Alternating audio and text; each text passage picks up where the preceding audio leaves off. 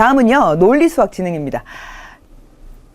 수의 개념 원리를 파악하는 지능을 우리가 기본적으로 논리수학지능이라고 하는데, 이 논리수학지능에는요, 공간 개념을 포함하고 있고 방향 개념도 포함하고 있어요.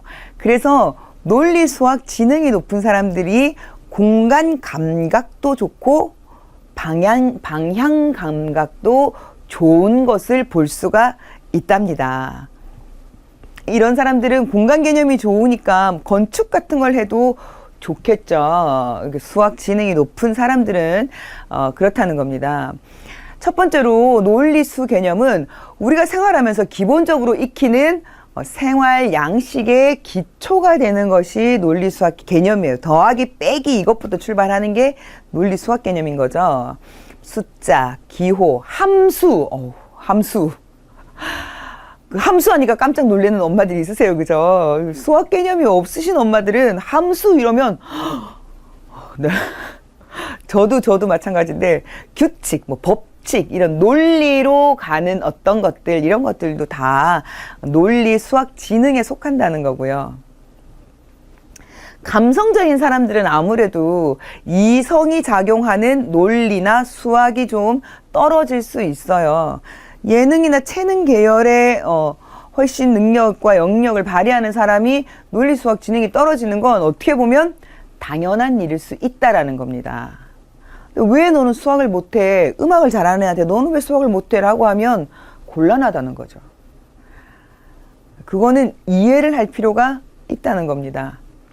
그래서 그런 능력을 가진 사람들이 이제 엄마들이 잘 보셔서 얘가 수학 능력, 공간 개념이 굉장히 좋구나 이런 것들을 좀 잘 파악을 하셔서 그 영역과 그 능력을 좀 개발시켜주면 좋겠죠. 사물을 이해하는 능력, 공간 개념, 그다음에 판단이나 추리 능력 이런 것들을 통틀어서 논리 수학 지능이다라고 하는데, 예를 들어서 명탐정 코난, 명탐정 홈즈 이런 사람들은 논리 수학 지능이 발달해 있는 사람들이에요. 탐정, 왜냐면 추리해야 되거든요. 다음 것을 예측을 해야 되는데 논리적으로 앞뒤 문맥이 맥락이 맞지 않게 예측을 하는 건 상상력인 거죠. 상상의 영역이 아니라 추리의 영역은 논리적으로 이치가 합당해야 되는 능력인 겁니다. 그래서 추리력이 좋다라는 것은 논리력이 좋다라는 것이고, 논리력이 좋다라는 것은 이성적이라는 것이고, 이성적이라는 건 수학 개념이 발달되어 있다는 것이고, 그거는 통틀어 논리 수학 지능이 높다라고 말할 수 있다는 거죠. 자, 그래서 두 번째는요, 기본적인 숫자 개념을 어렸을 때 잘 익혀 두시고, 그리고 이제 성장할수록 뭐 도형놀이, 오른쪽 왼쪽 방향놀이, 그 다음에 뭐 앞뒤 좌우, 그 다음에 뭐 입체 공간놀이 이런 것들로 사고를 점점 놀이를 발달시켜 주시는 거죠. 그래서 이제 아이가 성장하기에 따라서 가벼운 놀이에서 점점 무거운 놀이로 가게 점점점 고차원 조금씩 더 복잡한 놀이로 이렇게 가면서 발달을 시켜주면 논리 수학 지능이 높아질 수 있겠죠. 근데 숫자를 이렇게 보여주고 수학놀이 그다음에 공간 지각놀이 이런 것들을 하는데 그걸 좀 힘들어하는 아이들이 있어요. 공간에 대한 이해가 굉장히 느리고, 그런 아이들은 논리 수학 지능이 떨어지는 아이라고 볼 수 있어요. 그거는 이 아이가 논리 수학 지능이 좀 떨어지는구나 하고 엄마들이 이해를 해야지. 아우 답답해, 쟤는 진짜 머리가 나빠, 이렇게 생각하면 곤란하다는 겁니다. 그게 저 같은 경우에는 굉장히 억울한 사람 중에 한 명이거든요. 저는 언어 지능이 높고 대신 이 수학 지능이 굉장히 낮은데 저희 언니하고 늘 비교당하면서 자랐어요.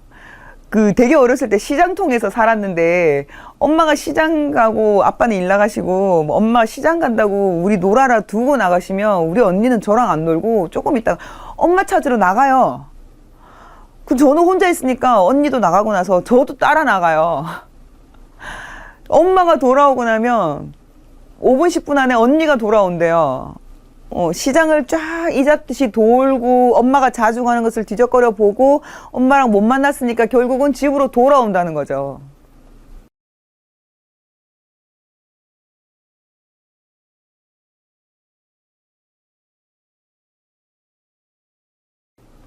저는요, 따라 나가면 맨날 경찰서에 가서 찾아와야 된대요. 우리 엄마. 맨날 경찰서에 가면 내가 있는 거야. 사탕 하나 주면 이게 그거 물고, 말은 잘해가지고, 그 경찰관 아저씨한테, 아저씨, 저희 아빠는요, 이름이 뭔데요? 엄마는 뭐고요? 우리 엄마가 시장 갔는데요. 어쩌고저쩌고 막 그러고 있대요. 그래서 다행히 저를 잃어버린 적은 없대요. 말을 잘하니까 집 주소도 막 떠들어대고 이래서 저를 잃어버린 적은 다행히 없는데, 저는 늘 그래서 저희 엄마가 맨날 어릴 때부터 머리 나쁘다는 소리를 많이 했거든요. 잘할 때도 역시나 저희 언니는 수학을 굉장히 잘하고, 그래서 저희 언니는 건축 쪽, 설계 쪽의 일을 해서 전공도 그거고, 저는 반대로 이렇게 말을 하는 일을 하는 거죠. 그래서 이렇게 다름을 이해하고 차이를 개발시켜 주는 것이 엄마의 몫이라는 거예요. 어렸을 때 저는 굉장히 머리 나쁜 애인 줄 알았어요, 제가. 엄마 탓이에요.